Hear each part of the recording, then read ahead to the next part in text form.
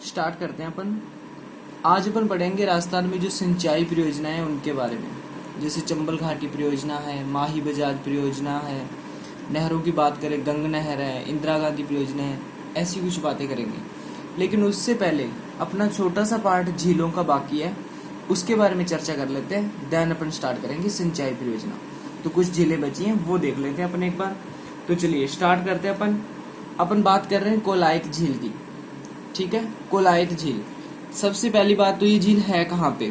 तो ये अपनी जो कोलायत झील है ये बीकानेर में है। ठीक है, राजस्थान के उत्तर में पड़ता है बीकानेर। अपन ने देखा भी है बीकानेर में पहले अपन ने एक झील पड़ी थी लूणकरणसर झील, जो कि उत्तरी राजस्थान की एकमात्र खारे पानी की झील थी। आजकल उस पर प्रोग्राम कार्यक्रम है जो भी बंद है, यानी नमक वगैरह नहीं बन रहा। अब अपन मीठे पानी की झीलें पढ़ रहे हैं। तो बीकानेर में एक मीठे पानी की झील भी है और उस झील का नाम है कोलायत झील। ठीक है, अगर अपन बात करें इसके निर्माण की, भी आपसे पूछ लिया जाए कोलायत झील का निर्माण किसने करवाया, तो इसका निर्माण करवाया था कपिल मुनि जी ने। कपिल मुनि, ठीक है, कपिल मुनि जी ने क्या किया? कोलायत झील का निर्माण करवाया। और अगर बात देखें तो इस झील पे भी भाई एक मेला लगता है। अब बात करते हैं अपन मेला लगता कब है। तो मेला लगता है इस पे कार्तिक पूर्णिमा को। कार्तिक पूर्णिमा, ठीक है, कार्तिक पूर्णिमा को मेला लगता है। जैसे पुष्कर झील में अपन ने देखा दीपदान किया जाता है, वैसे यहाँ पे भी दीपदान होता है। दीपदान में दीपक जलाए जाते हैं और पानी में तिरा दिए जाते हैं। तो यहाँ पे भी दीपोदान की परंपरा है, दीपदान किया जाता है। और एक अलग बात इस झील के बारे में, एक चारण जाति है, चारण जाति। जो ये चारण जाति है वो इस झील के दर्शन शुभ नहीं मानती। ठीक है, यानी वो इस झील पे नहीं आते हैं। आगे चलते हैं अपन बीकानेर में ही एक झील के बारे में और देखते हैं, और झील का नाम है गजनेर झील। गजनेर झील। सबसे पहली बात ये है कहाँ पे? तो ये बीकानेर में ही है। ठीक है, बीकानेर में एक जगह है गजनेर, तो जगह के नाम पे ही इस झील का नाम रखा गया। बीकानेर से अप्रोक्सीमेटली 32 किलोमीटर दूर है अपना गजनेर। तो यहाँ पे बनी हुई है गजनेर झील। जो गजनेर है, ये जो जगह है गजनेर, यहाँ पे एक सरोवर बना हुआ है और उस सरोवर का नाम है गंगा सरोवर। ये भी अपने को याद रखना है। अब ये गंगा सरोवर बनाया किसने? तो नाम से ही स्पष्ट है, जो यहाँ के राजा हुए थे महाराजा गंगा सिंह। महाराजा गंगा सिंह, राजस्थान का भागीरथ बोला जाता है महाराजा गंगा सिंह को। तो महाराजा गंगा सिंह ने गंग सरोवर का निर्माण करवाया। महाराजा गंगा सिंह ने गंग सरोवर का निर्माण करवाया। कहाँ पे करवाया भाई? गजनेर में। और गजनेर में क्या है? गजनेर झील भी है। ठीक है, अब ये निर्माण करवाया था उन्होंने 1920 में। ठीक है, सबसे इम्पोर्टेंट इस झील के बारे में, और ये क्वेश्चन पूछा हुआ एग्जाम में भी, पीछे जो एलडीसी का एग्जाम हुआ था उसमें क्वेश्चन आया था भी राजस्थान की ऐसी कौन सी झील है जो दर्पण के समान प्रतीत होती है? राजस्थान की ऐसी कौन सी झील है जो दर्पण यानी कांच वाला शीशा दर्पण के समान प्रतीत होती है? तो अपना आंसर होगा गजनेर झील। ठीक है, तो इस झील को यानी गजनेर झील को पानी का शुद्ध दर्पण भी बोला जाता है। पानी का शुद्ध दर्पण। ठीक है, आपसे पूछ लिया जाए पानी का शुद्ध दर्पण किसे बोला जाता है, तो अपना आंसर होगा गजनेर झील को। क्यों बोला जाता है भाई पानी का शुद्ध दर्पण? क्योंकि दर्पण के समान प्रतीत होती है। दर्पण के समान प्रतीत होती है। ठीक है, ये बात अपने को रखनी है याद। आगे चलते हैं। आगे एक झील है और उस झील का नाम है कायलाना झील। कायलाना झील, या फिर इसे अपन बोल सकते हैं सर प्रताप सागर। सर प्रताप सागर। सबसे पहली बात तो ये झील है कहाँ पे? तो ये झील है अपनी जोधपुर में। कहाँ पे है? जोधपुर में। ठीक है, इसका निर्माण किसने करवाया?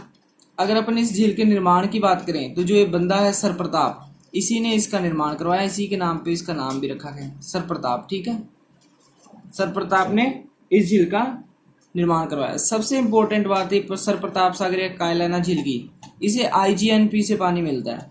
किससे पानी मिलता है? आईजीएनपी से, यानी इंदिरा गांधी नहर परियोजना।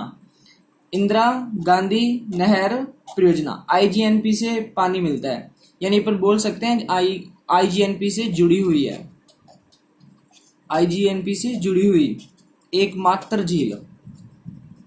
इंपॉर्टेंट बात है, आपसे पूछ लिया जाए, अभी अपन परियोजनाओं में पढ़ेंगे ना, उसमें पढ़ेंगे अपन इंदिरा गांधी नहर परियोजना के बारे में डिटेल में, कहाँ से आती है, कितनी इसकी शाखाएं हैं, लिफ्ट नहर है, किसने बनाया, कौन सी बड़ी लिफ्ट नहर, कौन सी छोटी, वो सारी चर्चाएं अपन आगे करेंगे।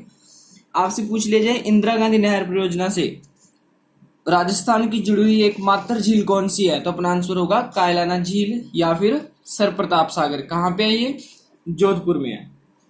आगे चलते हैं अपन, एक अपनी झील है बिस्सल-सर झील। झील का नाम है बिस्सल-सर झील। सबसे पहली बात तो ये बिस्सल-सर झील है जो अपनी है कहाँ पे, तो ये अपने जो अजमेर डिस्ट्रिक्ट है वहां पे है बिस्सल-सर झील। ठीक है, फिर अपन देखते हैं इसका निर्माण। जो अपनी बिस्सल-सर झील है इसका निर्माण किसने करवाया, तो इस झील का नाम से स्पष्ट हो रहा है, इस झील का नाम निर्माण करवाया विस्सल देव ने। और एक दिन मैंने आपको पहले भी बताया था, जो अपने विस्सल देव थे इन्हें विग्रहराज फोर्थ भी बोला जाता था। ठीक है, विग्रहराज फोर्थ। और अपन बात करें ये बनाया कब, 1152 से लेके 62 के बीच बन के तैयार हुई बिस्सल-सर झील। ठीक है, तो अपने को याद रखना है बिस्सल-सर झील है अजमेर में और इसका निर्माण करवाया बिस्सल देव ने। चौहानों के एक बढ़िया अच्छे शासक हुए थे बिस्सल देव। इन्होंने बिस्सल बांध भी, बिस्सलपुर जो बांध है टोंक में, वो भी इन्होंने बनवाया। तो विस्सल देव को विग्रहराज फोर्थ भी बोलते हैं, तो इन्होंने निर्माण करवाया अपना बिस्सल-सर झील का। और अगर अपन बात करें इस झील के किनारे, बिस्सल-सर झील के किनारे अपने एक शासक हुआ था जहांगीर। बिस्सल-सर झील के किनारे जहांगीर ने एक किले का निर्माण करवाया था। ठीक है, क्या हुआ, बिस्सल-सर झील है, इस झील के किनारे जहांगीर ने एक किला बनाया। लेकिन इस किले का अगर वर्तमान में देखा जाए, आज के दिन इस वर्तमान में जो ये किला था, यहाँ पे एक चर्च बना हुआ है। ठीक है, यानी किला क्या हो गया, चर्च बन चुका अब। ठीक है, दोबारा देख लो, बिस्सल-सर झील है अजमेर में, निर्माण किसने करवाया भाई, बिस्सल देव ने करवाया। जो बिस्सल-सर झील है इस झील के किनारे जहांगीर ने एक किला बनाया और जो किला है वर्तमान में चर्च में चेंज हो चुका है। ये सारा प्रोग्राम था इसका।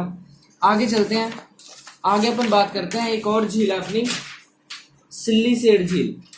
झील का नाम है सिल्लीसेड।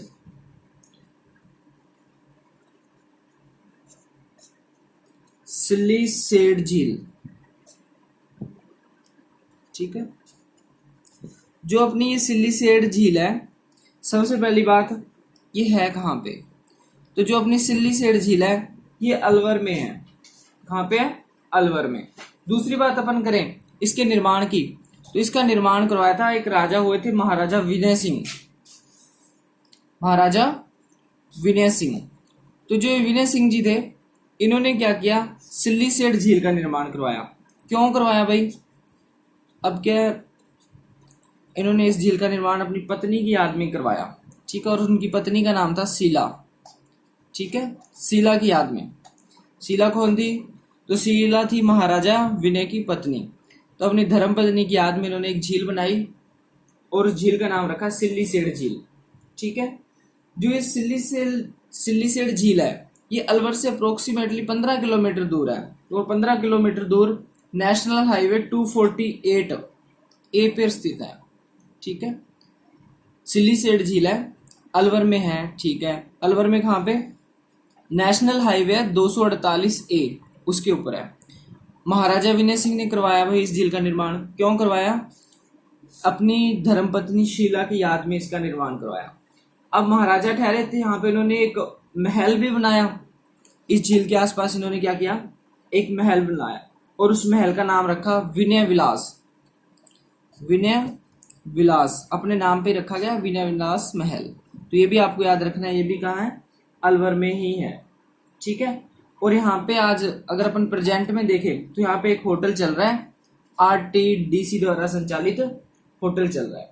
ठीक है, ये थी अपनी सिल्लीसेड झील। अपन ने देखा सिल्लीसेड झील अलवर में है, नेशनल हाईवे 248 ए पे है। महाराजा विनय सिंह ने इसका निर्माण करवाया अपनी पत्नी शीला की याद में और एक महल बनाया, उसका नाम है विनय विलास महल। आज यहाँ पे होटल चल रहा है RTDC द्वारा संचालित। अब कुछ झीलें हैं जो मिसलेनियस टाइप की हैं, यानी उनके बारे में ज्यादा डिटेल नहीं है, लेकिन अपने को ये पता होना चाहिए कौन सी झील कहाँ पे है, तो वो देख लेते हैं थोड़ी अपन। तो ये कुछ झीलें हैं तो मैं आपको बता देता हूँ, पीडीएफ आपको मिल जाएगी, राइटिंग में कोई इश्यू हो तो। ठीक है, चलो सबसे पहले लिखा है मैंने, ये पहले लिख लिया ये सारा प्रोग्राम, सीधी याद करनी है आपको और इसमें कोई किंतु परंतु नहीं है। अनूप सागर, सूर सागर, दो झीलें हैं, एक अनूप सागर और एक सूर सागर, ये है अपने बीकानेर में। छोटी मोटी झीलें हैं, कोई खास चर्चा नहीं है, लेकिन एग्जाम में आ जाए अनूप सागर कहाँ है तो अपने को पता होना चाहिए भाई वो बीकानेर में है। बुज झील, अमर सागर और गड्डीसर, तीन झीलें हैं, बुज सर या बुज झील, अमर सागर और गड्डीसर, ये है अपना जैसलमेर में। मानसरोवर है सवाई माधोपुर में। आगे है कडाला, ये है झालावाड़ में। दुगरी कनक सागर, दुगरी कनक सागर है बूंदी में। जेठ सागर और नवल सागर भी बूंदी में ही है। भोपाल सागर है अपनी चित्तौड़गढ़ में। किशोर सागर कोटा में। बालसमंद जोधपुर में। चोपड़ा झील पाली में। आगे चलते हैं अपन, आगे है गेब सागर, गेब सागर को ही बोला जाता है एडवर्ड सागर, ये है अपनी डूंगरपुर में। राम सागर और तालाबशाह ये धौलपुर में। चांद बावड़ी ये है अपनी दौसा में, दौसा में कहाँ में, आबानेरी नामक जगह पे है। नवलखा और रानी जी की बावड़ी भी बूंदी में। पन्नाशाह तालाब खेतड़ी में है, पन्नाशाह तालाब का है खेतड़ी में। स्वामी विवेकानंद जी से रिलेटेड है ये तालाब, पूछ ले जाए भी राजस्थान का कौन सा तालाब स्वामी विवेकानंद जी से संबंधित है तो अपना आंसर होगा पन्नाशाह तालाब। बुड्ढा जोड़ श्री गंगानगर में। प्रीतमपुरी सीकर में। फूल सागर है जो अपने अजमेर में। झील का बारा ये है अपना बायना भरतपुर में। और मोती झील है अपनी भरतपुर में। झील का बारा है भरतपुर में, मोती झील है अपनी भरतपुर में। मोती झील को भरतपुर की जीवन रेखा भी बोलते हैं, अपन ने पहले चर्चा की थी। आगे देखते हैं अपन रामगढ़ झील, गलता झील, मानसागर झील और मानसरोवर झील, ये सारी हैं अपने जयपुर में। ठीक है, तो ये कुछ पार्ट अपना झीलों का बाकी था। अब अपन स्टार्ट करते हैं अपना मेन टॉपिक, सिंचाई परियोजना। ठीक है, तो अपन देखते हैं सिंचाई परियोजना के बारे में। अब सिंचाई परियोजना होती क्या है, खेतों में पानी पहुंचाना है भाई। खेतों में पानी पहुंचाने के साथ साथ उस पानी से अपने को बिजली भी बनानी है और उस पानी को पीने में भी काम में लेना है। तो ऐसी कुछ बातें होती है सिंचाई परियोजना में। बेसिकली टारगेट खेतों तक पानी पहुंचाना ही होता है, यानी फार्मिंग के लिए। ठीक है, अपन सब जानते हैं अपना जो इंडिया है, अपना जो भारत देश है, कृषि प्रधान देश है। कृषि कैसे होगी जब पानी होगा, अगर पानी नहीं होगा तो कृषि नहीं होगी, तो फिर कैसी प्रधानता रही यहाँ पे। ठीक है, तो खेतों तक पानी पहुंचाने के लिए टाइम टू टाइम देखा गया भी किस तरह से जो मरुस्थल है इसे हरा भरा किया जाए। अनेकों योजनाएं चलाएंगी, उनमें से अपन कुछ योजनाओं की बात करेंगे आज। तो अपन स्टार्ट करते हैं सिंचाई परियोजना। तो पहली बात तो अपन देखो, सिंचाई वर्ड है। सिंचाई अपन ने सभी जानते हैं सिंचाई क्या है, खेत के अंदर पानी पहुंचाना सिंचाई ही है। तो सिंचाई के संसाधन देखते हैं, सिंचाई किन किन के द्वारा की जाती है। ठीक है, तो सिंचाई के साधन, पहले अपन थोड़ा सा हल्का सा टॉपिक का बैकग्राउंड बना लेते हैं। सिंचाई के साधन, राजस्थान का भूगोल चल रहा है तो अपन सबसे पहले बात राजस्थान की करेंगे। तो सिंचाई के साधनों में क्या आते हैं, नलकूप आते हैं। नलकूप से भी सिंचाई होती है। ठीक है, नहरों से भी सिंचाई होती है। अपने राजस्थान में नलकूप भी हैं, नहरें भी हैं। कुओं से भी सिंचाई होती है और तालाब से भी सिंचाई होती है। तो ये तो हुई बात। भी आपसे पूछ लिया जाए सिंचाई के साधन कौन कौन से हैं, नलकूप, नहरें, कुएं और तालाब। अगर अपने क्वेश्चन हो जाए भी नलकूपों से सबसे ज्यादा सिंचाई कहाँ होती है, नलकूपों द्वारा सबसे ज्यादा सिंचाई कहाँ होती है, तो अपना आंसर होगा जयपुर में। आपसे पूछ लिया जाए नहरों से सबसे ज्यादा सिंचाई कहाँ होती है, तो श्री गंगानगर में। कुएं से सबसे ज्यादा सिंचाई, ये भी जयपुर में ही। अपना क्वेश्चन है नेक्स्ट, तालाब से सबसे ज्यादा सिंचाई भीलवाड़ा डिस्ट्रिक्ट में। ठीक है, तो नलकूपों से और कुओं से तो सबसे ज्यादा होती है जयपुर में, नहरों से होती है श्री गंगानगर में और तालाब से होती है अपने भीलवाड़ा में। ठीक है, आगे देखते हैं अपन अपना जो सिंचाई परियोजनाएं हैं, बीच में लिखते हैं इसे ना, सिंचाई परियोजना। जो सिंचाई परियोजना है इन्हें 3 भागों में बांटा गया है। सिंचाई परियोजना को क्या किया गया, 3 भागों में डिवाइड किया गया। अब वो भाग कौन कौन से हैं इनके बारे में चर्चा करते हैं। एक भाग है अपना लघु सिंचाई परियोजना, लघु सिंचाई परियोजना। ठीक है, एक अपन ने किया मध्यम सिंचाई परियोजना। राइटिंग का इश्यू हो तो डिस्क्रिप्शन में पीडीएफ है, वहां से आप क्लियर कर सकते हैं। लघु सिंचाई परियोजना, मध्यम सिंचाई परियोजना, और एक है अपनी वृहत सिंचाई परियोजना। वृहत यानी बड़ी, वृहत सिंचाई परियोजना। ठीक है, अब अपन देखते हैं इनमें है क्या सिस्टम। लघु सिंचाई परियोजना की अगर हम बात करें 0 से लेके 2000 हेक्टेयर तक, ठीक है, 0 से लेके 2000 हेक्टेयर तक का प्रोग्राम किया जाता है, इतने एरिया में सिंचाई की जाती है। मध्यम सिंचाई की अगर अपन बात करें तो इसमें 2000 हेक्टेयर से लेके 10,000 हेक्टेयर तक सिंचाई की जाती है। और वृहत यानी बड़ी की बात करें तो 10,000 हेक्टेयर से ज्यादा, ठीक है, वो आता है अपना वृहत सिंचाई में। 3 पार्ट देखे अपन ने। लघु सिंचाई परियोजना, इसमें अपन ने देखा 0 से लेके 2000 हेक्टेयर तक। मध्यम सिंचाई परियोजना में अपन ने देखा 2000 हेक्टेयर से लेके 10,000 हेक्टेयर तक। और वृहत सिंचाई परियोजना में देखा अपन ने 10,000 से भी ज्यादा। ये है 3 टाइप की परियोजनाएं। इन सब में से ज्यादा महत्वपूर्ण है अपने लघु सिंचाई परियोजना। पूछा जा सकता है भी सबसे ज्यादा योगदान कौन सी सिंचाई परियोजना का है। ठीक है, क्वेश्चन आ जाए अगर भी सबसे ज्यादा योगदान, अभी योगदान किसमें, सिंचाई में, सबसे ज्यादा सिंचाई में योगदान कौन सी परियोजना का है। अपना क्वेश्चन है सबसे ज्यादा सिंचाई में योगदान कौन सी परियोजना का है, तो अपना आंसर होगा लघु सिंचाई परियोजना का। ठीक है, ये तो हुई बात। ये परियोजनाओं के बारे में अपने को पता चल चुका है भी कौन कौन सी होती हैं। अब 1-2 टर्म और देख लेते हैं। ठीक है, सबसे पहले अपन बात करते हैं आगोर की। आगोर, ठीक है, आपसे क्वेश्चन आ जाए एग्जाम में आगोर क्या है। अब देखो भी आपने अगर पढ़ा है तो आगोर है, नहीं तो आगोर कुछ भी हो सकता है। आगोर से अनार भी बन सकता है, आगोर कोई पहनने वाला कपड़ा भी हो सकता है, कुछ भी हो सकता है। अपने माइंड की उपज जो होगी वही आगोर होगा उस टाइम, और वो अपने को सही भी लगेगा भी, ये सही भी है। अगर अपन सही बात करें भी आगोर है क्या चीज, देखो बांध होता है एक, पानी की रोकने के लिए क्या किया जाता है, बांध बनाया जाता है। पानी को रोकने के लिए क्या किया जाता है, बांध बनाया जाता है। ठीक है, इस बांध के चारों ओर एक मिट्टी लगाते हैं, चारों ओर मिट्टी की मेड़बंदी, मिट्टी की मेड़ बना देते हैं। मान लो ये बांध है, इसके चारों यहाँ मिट्टी जमा करनी है, सीधी बात। पानी रोकना है, पानी रोकने के लिए मिट्टी नहीं लगाते चारों तरफ, सभी को पता है मिट्टी लगाते हैं। वो मिट्टी की जो मेड़ होती है उसे बोला जाता है आगोर। ठीक है, यानी पर बोल सकते हैं बांध के चारों ओर मिट्टी की मेड़बंदी को आगोर कहते हैं। ठीक है, रिपीट कर रहा हूं मैं, आपसे पूछ लिया जाए आगोर क्या है, तो बांध के चारों ओर जो मिट्टी की मेड़ होती है उसे बोलते हैं अपन आगोर। आगे चलते हैं अपन, अपने से पूछ लिया जाए पायतन। ठीक है, वर्ड आ जाए पायतन, भी पायतन क्या है, पायतन के बारे में बात करते हैं। ये है बादल, क्या है ये, बादल है, एकदम बढ़िया बादल, खूब पानी बरस रहा है, इसमें से बरसात हो रही है, अच्छी बरसात हो रही है। ठीक है, ये जमीन है, धरातल है अपना। अब पानी बरसात हुई, ठीक है, होगी भाई। ये मान लो कोई नदी है, ठीक है, अब ये पानी एक चलेगा सीधा और आके क्या होगा, नदी में मिल जाएगा। आगे क्या होगा, नदी में मिलेगा। मान लो यहाँ पे कोई तालाब है, ये लिख दिया अपन ने, तालाब बना लिया अपने, तो कुछ पानी तालाब में भी आएगा। मान लो ये अपना खेत है, तो पानी क्या खेत में भी जाएगा। भी सीधी सी बात है, अभी बरसात होगी तो वो पानी कहीं ना कहीं तो जाएगा ही। अब जाएगा कहाँ कहाँ पे, वो नदी में भी जा सकता है, वो तालाब में भी जा सकता है, झील में भी जा सकता है। ठीक है, अब जहां पे भी जाएगा और जिस रास्ते से वो जा रहा है, ये रास्ता कहलाता है पायतन।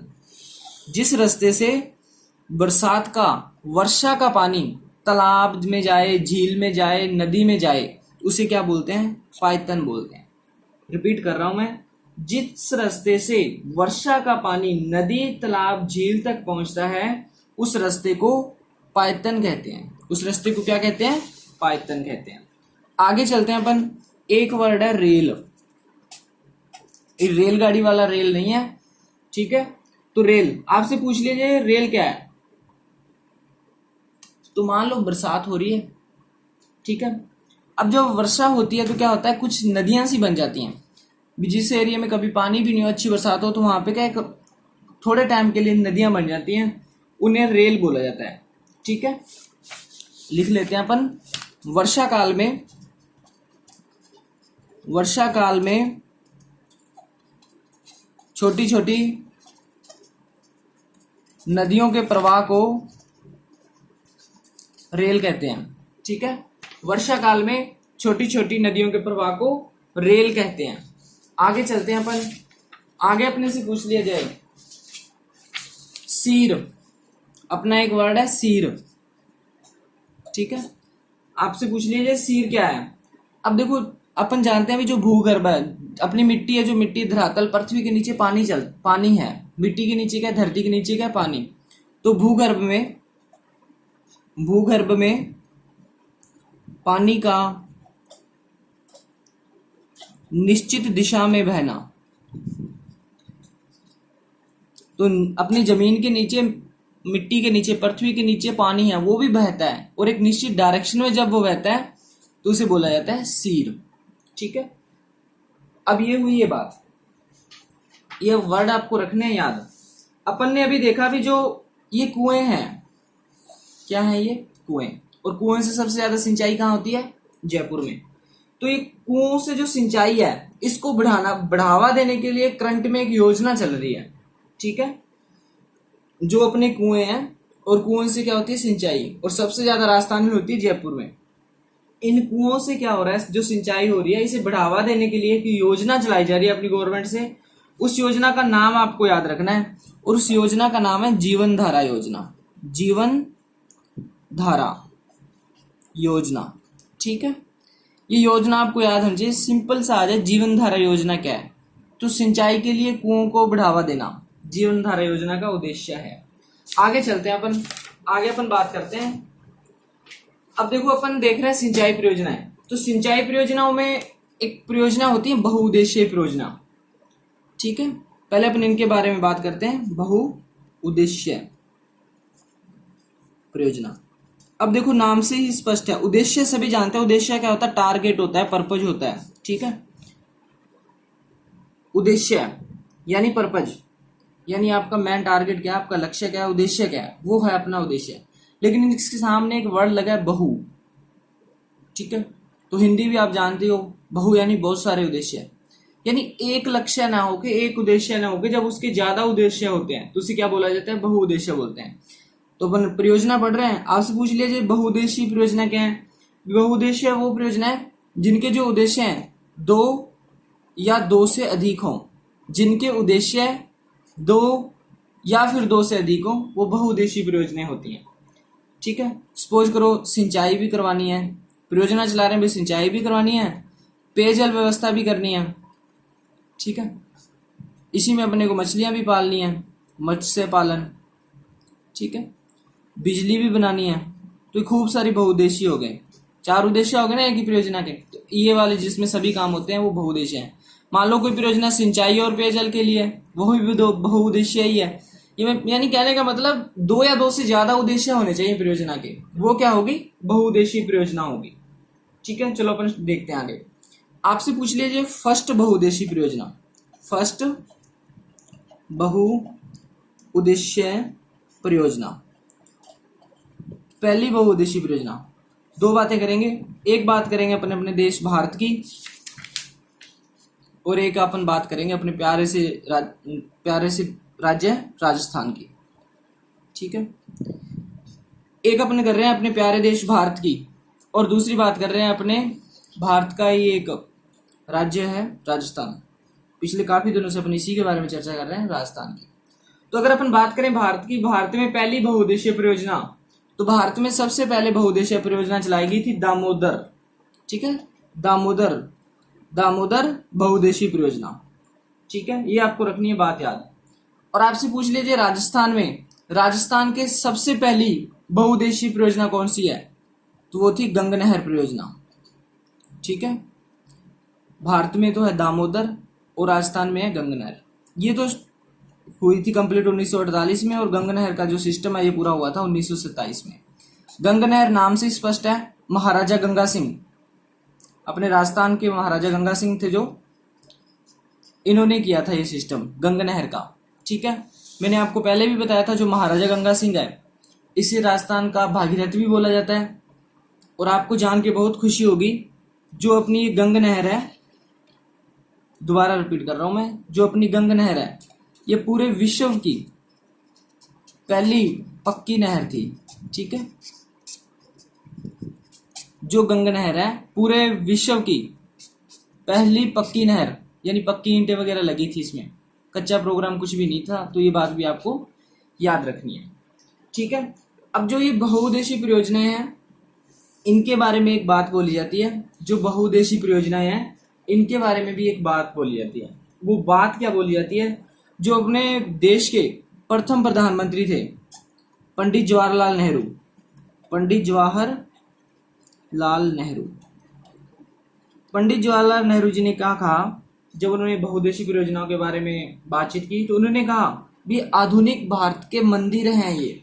ठीक है, आधुनिक भारत के मंदिर, आधुनिक भारत के मंदिर। आपसे पूछ लिया जाए भी जो ये बहुउद्देशीय परियोजनाएं हैं, जो बहुउद्देशीय परियोजनाएं हैं इन्हें आधुनिक भारत का मंदिर किसने कहा? तो अपना आंसर होगा पंडित जवाहरलाल नेहरू ने। ठीक है, बहुउद्देशीय परियोजना में आपने देखा अभी भारत की, अपने देश भारत की पहली बहुउद्देशीय परियोजना है दामोदर, जो कि 1948 में स्टार्ट हुई थी, यानी कंप्लीट हो गया था इसका काम। और आपसे पूछ लिया जाए राजस्थान की, तो राजस्थान की अपनी गंग नहर, जो कि 1927 में होगी थी, यानी दामोदर से भी पहले का प्रोग्राम है ये। और इसे कंप्लीट किसने करवाया था? महाराजा गंगा सिंह ने। और गंग नहर विश्व की सबसे पहली पक्की नहर है। और गंग नहर को कंप्लीट होगी बाद में, इसी से प्रेरणा पाके जो अपनी इंदिरा गांधी नहर परियोजना है IGNP, वो गंग नहर से ही प्रेरित हुई बात है। उन्होंने सोचा भी जब गंग नहर बन सकती है तो इंदिरा गांधी नहर परियोजना क्यों नहीं बन सकती, तो उसी के बेस पे उन्होंने IGNP का भी निर्माण करवाया। ठीक है, अब देखो अपन परियोजनाओं के बारे में बातें करेंगे। तो सबसे पहले अपन बात करते हैं नदी घाटी परियोजनाओं की। नदी घाटी बहुउद्देशीय परियोजना, नदी घाटी बहुउद्देशीय परियोजना। ठीक है, दो टाइप की परियोजनाएं हैं, एक तो है अपनी नदी घाटी परियोजना और एक है नहरी बहुउद्देशीय परियोजना। यानी एक तो नदी पे बनाएगी परियोजना, जैसे चंबल पे, माही पे, रावी पे, सतलज पे, व्यास पे, ये सारी नदियां हैं, इनके पानी को रोक के कोई परियोजना बनाएगी तो वो नदी घाटी होगी। और जैसे नहर के बारे में जैसे अपन ने बात की, गंगा नहर, इंदिरा गांधी नहर, भरतपुर नहर, खूब सारी नहरें हैं, ये सारी बातें। तो ये सारी बातें करेंगे अपन नेक्स्ट क्लास में। आज के लिए बस इतना ही। जय हिंद, जय भारत।